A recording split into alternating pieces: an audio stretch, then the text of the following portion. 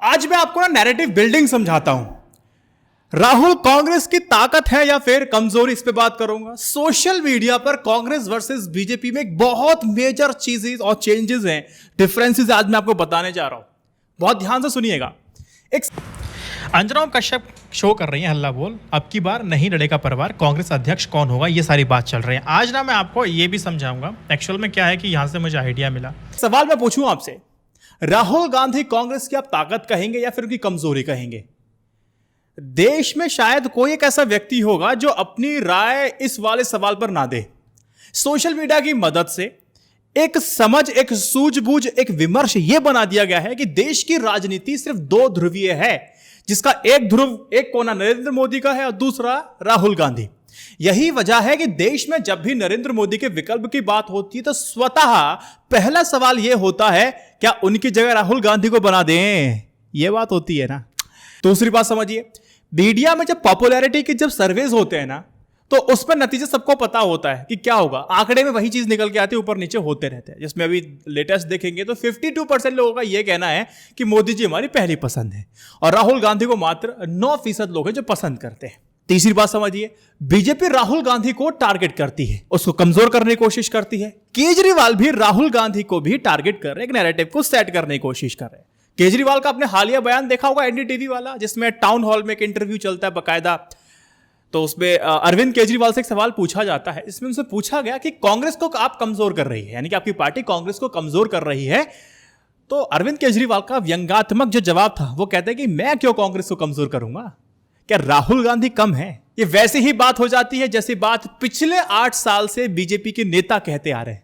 भाजपा के अनेक नेताओं ने अनेक बार ये कहा है कि उसके लिए स्टार प्रचारक राहुल गांधी हैं, क्योंकि राहुल गांधी जहां भी प्रचार करने जाते हैं वहां से कांग्रेस हार जाती है। तो आपको एक बात समझ में आ गई कि एक तरफ भारतीय जनता पार्टी और दूसरी तरफ आम आदमी पार्टी का यह प्रचार है कि राहुल गांधी कांग्रेस की सबसे कमजोर कड़ी है और उसे समाप्त कर देने के लिए पर्याप्त है। अब जब आम आदमी पार्टी बीजेपी कहती है कि सबसे कमजोर कड़ी जब आपके राहुल गांधी हैं, और फिर कांग्रेस की पार्टी कहती है कि हमारा अध्यक्ष बनेंगे राहुल गांधी बनेंगे, फिर आप कहेंगे कि देखो एक असफल नेता को जब कांग्रेस अध्यक्ष बनाएगी तो फिर पार्टी का क्या होगा? कुछ नहीं होगा।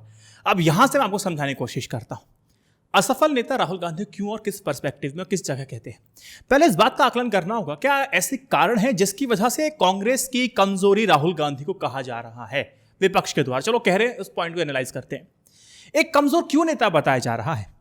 इसके दो आधार हो सकते हैं।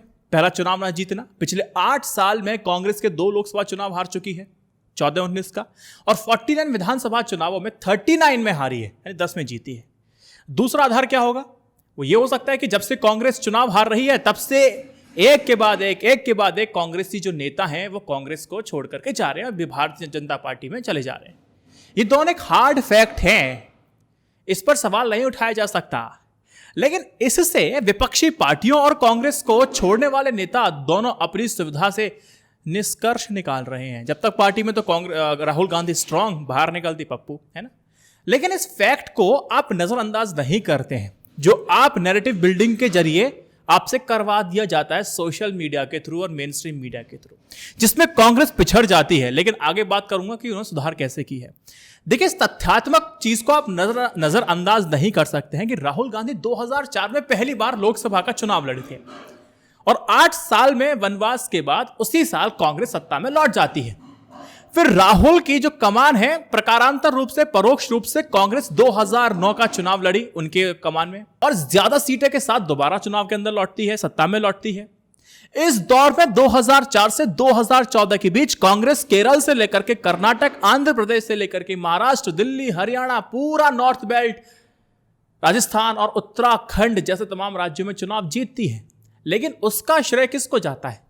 राहुल गांधी को नहीं दिया जाता। राहुल गांधी को राजनीति में 18 साल हो गए, लेकिन जब आपको बताया जाता है तो बस 8 साल को गिनाया जाता है, 10 साल को छोड़ दिया जाता है। जब कांग्रेस जीत रही थी और राहुल गांधी पार्टी में युवा नेताओं को आगे एक नया नेतृत्व तैयार कर रहे थे, अब सवाल यह है कि जिनको राहुल ने आगे बढ़ाया वो पार्टी छोड़ करके चले जाते हैं, तो राहुल गांधी की इसमें आप कमी कहते हैं, तो फिर क्यों कमी कहते हैं? क्या गलती उनकी है? देखो, एक सोच बदलनी पड़ेगी आपको। चुनाव हारने मात्र से कोई नेता कमजोर नहीं हो जाता, पहले इसको समझ लीजिए, और ना पार्टी के लिए कमजोरी का कारण बन सकता है। अभी भाजपा की बात कर लो, भारतीय जनसंघ ने और भारतीय जनता पार्टी के नेताओं ने इस बात को बेहतर तरीके से समझते हैं, उनसे ज्यादा चुनाव तो कोई हारा ही नहीं है। और फिर इन्हीं के प्रवक्ताओं के द्वारा अगर ये सुना जाए, इनके लोगों के द्वारा ये सुना जाए कि चुनाव हारते जा रहे हैं, राहुल गांधी को पप्पू बताए जा रहे हैं, तो ये बात ना हिपोक्रेसी की सीमा होती है वाली बात हो जाती है। तो एक नैरेटिव बिल्डिंग में ना हम अपने कॉमन सेंस को बहुत अनकॉमन कर लेते हैं। तो देखो ये बात हो गई है। अब सोशल मीडिया हैंडलिंग में आपको बताता हूं नरेंद्र मोदी और राहुल गांधी की भारत जोड़ो यात्रा से क्या चेंजेस आए। पहले नरेंद्र मोदी जी की बात करता हूं। देखो 2001 से 2014 तक गुजरात के सीएम से लेकर फिर 2014 से लगातार पीएम रहना, हासिल करना अपने आप में बहुत बड़ी बात है। सोशल मीडिया और मीडिया के सहारे ही लोकप्रियता लगातार उनकी बढ़ती जा रही है, लोगों से सीधा वो कनेक्ट कर रहे हैं। अतीत में जाकर के देखें तो महात्मा गांधी, फिर उनके बाद लाल बहादुर शास्त्री, फिर इंदिरा गांधी एक ऐसे नेता थे जिनका जनता से सीधा कनेक्ट था। आजादी के आंदोलन में महात्मा गांधी एक बार कहते थे और सड़कों पर पूरा हुजूम देखने को मिलता था। नरेंद्र मोदी जी ने आह्वान किया तो लॉकडाउन लग गया। बच्चों से लेकर के बुजुर्ग महिलाएं भी गांधी जी के पीछे चलती थी। इसको कहते हैं कनेक्ट। ये कनेक्ट था गांधी जी का जनता के साथ, जनता का महात्मा गांधी का रिश्ता कुछ इस तरह का था। अब कंपेयर मोदी और गांधी को नहीं कर सकता, मैं दोनों अलग अलग है। लाल बहादुर शास्त्री, एक ऐलान करने के बाद जनता ने अपना एक वक्त का खाना छोड़ दिया था। अरे आपातकाल के बावजूद 1978 में प्रचंड बहुमत के साथ सत्ता पर काबिज होना यह बताता है कि इंदिरा गांधी का जनता से क्या कनेक्शन है। जनता से क्या कनेक्शन है यह बहुत मायने रखता है। 2002 में पीएम मोदी के ऊपर गंभीर आरोप लगे। तत्कालीन प्रधानमंत्री अटल बिहारी वाजपेयी ने उनसे कहा कि भैया देखो राष्ट्र धर्म निभाइए, ये बात कही थी। इसके बाद हर चुनाव में उनको जीत मिलती जाती है। जनता से एक बेहतर कनेक्ट उन्होंने कैसे बनाया, ये नरेंद्र मोदी जी से ये सीखा जा सके। 2013 का जो विधानसभा चुनाव था वो गुजरात की अस्मिता पे जीत लिया था। तो ये सब चीज समझनी पड़ेगी, कनेक्शन समझना पड़ेगा। मोदी क्या करते हैं, मोदी जहां भी जाते हैं उस जिस राज्य में गए उस राज्य की भाषा की शुरुआत करते हैं। इससे क्या होता है, लोकल भाषा जब आप बोलना शुरू करते हो लोग कनेक्ट करते हैं। क्योंकि लोग कहते हैं तो वैसा ही आदमी है, हम जैसे ही आदमी है। वैसे ही प्रियंका गांधी वाड्रा ने शुरुआत की है। उत्तर प्रदेश के चुनाव में हमने देखा है कि प्रियंका गांधी वाड्रा भी वहां की लोकल बोली से शुरुआत करती है और वाकई ये कम्युनिकेशन का एक इफेक्टिव तरीका है। ये बात बिल्कुल सही है। तो कनेक्शन कैसे बनाए नरेंद्र मोदी को पता है। अब पीएम मोदी दूसरा क्या करते हैं, अपने आप को इतिहास से जोड़ देते हैं। वो जहां भी जाते हैं खुद को इतिहास से जोड़ देते हैं। पीएम मोदी जैसे बनारस चले गए, बनारसिया अंदाज में जुड़ जाते हैं, फिर खुद को वहां से जुड़ा हुआ बताते हैं। काशी विश्वनाथ से अपना नाता बताते हैं, फिर वो कहते हैं मुझे गंगे मां ने बुलाया है। इसके जरिए वो जनता से ना एक इमोशनल कनेक्ट बनाते हैं। तो दो चीज तो आपने देखी होंगी, कनेक्शन, इमोशनल कनेक्शन और फिजिकल कनेक्शन। एक बात और, पीएम मोदी जहां भी जाते हैं वहां की वेशभूषा और वहां की संस्कृति को तुरंत ढाल लेते हैं, अपने उसमें ढल जाते हैं। अगर देखो उत्तराखंड गए तो वहां की पारंपरिक टोपी पहन ली, नॉर्थ ईस्ट चले जाते हैं तो वहां का वेशभूषा पहन लिया, केरल चले गए तो वहां का परिधान पहन लिया, असम चले गए तो वहां की बोली से शुरुआत करना शुरू कर दिया, वहां की बोली वहां की पहनावा से शुरुआत किया, महाराष्ट्र चले गए तो मराठी संस्कृति को अपनाते हैं। इन नेता की यही जो खासियत है और यही चीज है जो नरेंद्र मोदी जी एक कदम अपने विपक्षियों से आगे हो जाते हैं। जब तक आप इस तरह का दिखावा नहीं करेंगे तब तक बात बनती नहीं है। एक और बात, मोदी जी ने अपने खुद के इमेज बिल्डिंग के लिए सोशल मीडिया के सभी प्लेटफॉर्म का बहुत जबरदस्त तरीके से इस्तेमाल किया है, ऐसा कोई दोहराए नहीं है।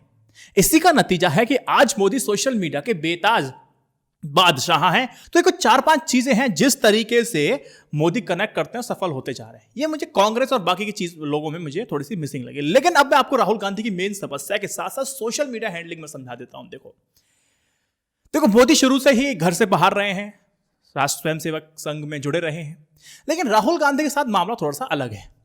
महात्मा गांधी जब साउथ अफ्रीका से भारत आए थे ना, तो वहां उनसे कहा गया था देखो यहां के हालात आपको पहले देखने पड़ेंगे। सबसे पहले आपको भारत की यात्रा करनी पड़ेगी, उसके लिए आप भारत यात्रा करें। महात्मा गांधी ने फिर तय किया सबसे पहले भारत के दर्शन करेंगे, उसके बाद वो आजादी का अलख जगाएंगे।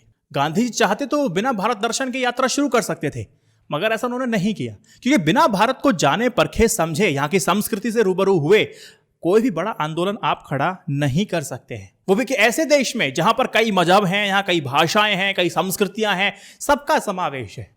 पग पग पर आपकी बोली बदल रही है, तो आपको समझना पड़ेगा। राहुल गांधी अक्सर राजनीतिक चूक कर जाते हैं, ये दिखता है हमें भी। सत्ताधारी दल के लोग उनकी गलतियों का मजाक भी बनाते हैं, सोशल मीडिया जिंदाबाद इन लोगों के लिए, जिससे उनकी राजनीतिक छवि का हिरास भी होता है। लेकिन इस भारत की यात्रा जो अभी चल रही है, कुछ ऐसी तस्वीरें हैं जो पब्लिक का ध्यान आकर्षित कर रही है। राहुल गांधी एक ऐसे परिवार में पैदा होते हैं जिनकी पीढ़ियां भारत में राज कर रही थी। जवाहरलाल नेहरू, इंदिरा गांधी, फिर पिता राजीव गांधी, इसके बाद भी कांग्रेस की सरकार रही, वहां पर परोक्ष रूप से वो बैक एंड में काम करते रहे। तंज कसा जाता चांदी की चम्मच लेके पैदा हुए राहुल गांधी। भारत की आत्मा का ज्ञान नहीं। शायद कहीं ना कहीं अगर आपको एक ऐसा नेता बनना है जिसकी पहुंच देश के हर कोने में हो, तो आपको देश के हर कोने से वाकिफ होना पड़ेगा। आपको अलग अलग संस्कृतियों को जानना, समझना, बोलियों को देखना पड़ेगा, तभी आप एक मास लीडर बन पाएंगे। राहुल गांधी ने शुरुआत की है, ये पक्के तौर पे राहुल गांधी की छवि को सुधारने जा रही है। देखो सोशल मीडिया पे, मैं कह रहा हूं सोशल मीडिया पे जैसे ही जयराम रमेश आए ना, तब से सब कुछ बदल गया सोशल मीडिया पे। आप एंकर फेक बोलता है, आखिर सॉरी बोल देता है। तस्वीर में राहुल गांधी हर वर्ग से ऐसे मिल रहे हैं जैसे उनके घर से ही हो। एक कनेक्शन, वो इमोशनल कनेक्शन जो नरेंद्र मोदी बिल्डअप करते थे, वो कर रहे हैं। कोई बूढ़ा मिले गले लगा लिया, बच्चा मिले तो गले लगा लिया, पानी के लिए पूछ लिया। आप राहुल गांधी के दिल में नहीं घुस सकते, ना किसी नेता के दिल में घुस सकते, लेकिन राजनीतिक दुष्प्रचार के लिए राहुल गांधी के लिए बहुत फायदेमंद तस्वीर है। यहां राजनीतिक फायदा हो या ना हो, बल्कि राहुल गांधी की जो व्यक्तिगत छवि थी ना, उस पर जरूर फायदा है। और जब व्यक्तिगत जो छवि है वो सुधरेगी तो फिर राजनीतिक फायदा आपको क्यों नहीं मिलेगा। राहुल गांधी बच्चों के साथ सेल्फी ले रहे हैं, देखिए फोटो।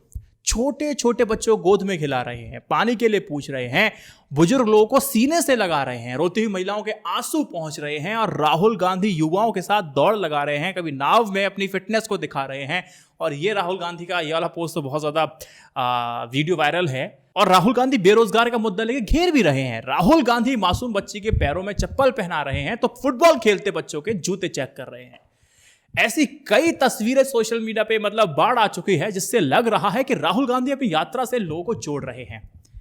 यह काम कांग्रेस को पहले करना चाहिए था, लेकिन देर आए दुरुस्त आए, लेकिन आए सही। लोकतंत्र तो वैसे ही मजबूत होना चाहिए। राहुल गांधी की एक तस्वीर आप देखिए, जिसमें वो सड़क पर बने फुटपाथ पर ही बैठे दिखाई दे रहे हैं। एक आपको जगह दिख रही होगी, एक छोटी सी दुकान पर ना वो बैठे हुए हैं, वो चाय पी रहे हैं, आराम से अपना कुछ सोच रहे हैं। राहुल गांधी चाय वाले को सीने से लगा लेते हैं, कुछ 2-4 मिनट बात भी करते हैं। और वो हिंदुस्तान की जनता की नब्ज पकड़ना, जिस नेता को आ गया ना, वो सत्ता पर काबिज हो ही जाता है। राहुल गांधी इस कला से वाकिफ नहीं थे, क्योंकि वो प्रिविलेज्ड थे थोड़े से, और जो काम मोदी जी कर चुके थे वो काम राहुल गांधी नहीं कर पाए थे। कांग्रेस की अपनी एक अलग परेशानियां हैं, पार्टी से वरिष्ठ लोग हटते जा रहे हैं, देश की पुरानी पार्टी का अस्तित्व खतरे में है, ये सारी बातें हैं। लेकिन इस यात्रा से कांग्रेस को कुछ फायदा हो या ना हो, मगर राहुल गांधी की छवि में बिल्कुल सुधार हो रहा है सोशल मीडिया के। फिलहाल तो मैं समझ सकता हूं। मुझे पता है एक चीज बहुत अच्छी लगी। अब तक मुझे यह लगता था कि ये सारी राजनीतिक पार्टियां वॉक ओवर क्यों दे रही हैं बीजेपी को, मुझे समझ में नहीं आ रहा था। लेकिन आज आप यकीन मानिए, भारत जोड़ो यात्रा ने सोशल मीडिया से लेकर के मेन स्ट्रीम मीडिया तक राहुल गांधी को कवर करने पर मजबूर कर दिया है। कुछ ना कुछ ऐसा जरूर हो जाता है जो लाइमलाइट में राहुल गांधी आ जाते हैं। और आप यकीन मानना, अगर किसी भी नेता को फुटेज अगर मिल रही है तो आप यकीन मानना, जनता में जो भ्रम की स्थिति जो पैदा कर दी जाती है, या फिर उनको भुला देने की जो कोशिश की जाती है, तो कम से कम वो चीज तो अब नहीं हो रही है। ना चाहते हुए भी मीडिया को राहुल गांधी की बात करनी पड़ रही है। तो अगर समअप करूं तो मैं यही कहूंगा कि जो फिजिकल कनेक्ट जो कर पाते थे मोदी जी, जो इमोशनल कनेक्ट कर पाते थे, जो सांस्कृतिक रूप से कनेक्ट कर पाते थे, और अपनी वाक चातुरी और सब इन सब चीज़ों को मिलाकर के पीएम नरेंद्र मोदी जी एक अपने आप को स्टेप फॉरवर्ड लेके जाते थे, तो अब राहुल गांधी ने वही चीज़ भारत जोड़ो यात्रा से करने की कोशिश की है। अब देखते हैं आने वाला वक्त 2024 में क्या होता है। हम ये नहीं कह सकते 2024 में बहुत कुछ बदल जाएगा या फिर सब कुछ पलट जाएगा, लेकिन हम इतने तो आशान्वित हो सकते हैं कि 2024 में जो भी कुछ होगा वो लोकतंत्र के लिए बहुत अच्छा होगा। इस वीडियो को पसंद आए 3 व्हाट्सएप ग्रुप में शेयर कीजिएगा। जय Hind, Vande Mataram, stay updated, stay educated, सत्यमेव जयते। नमस्कार।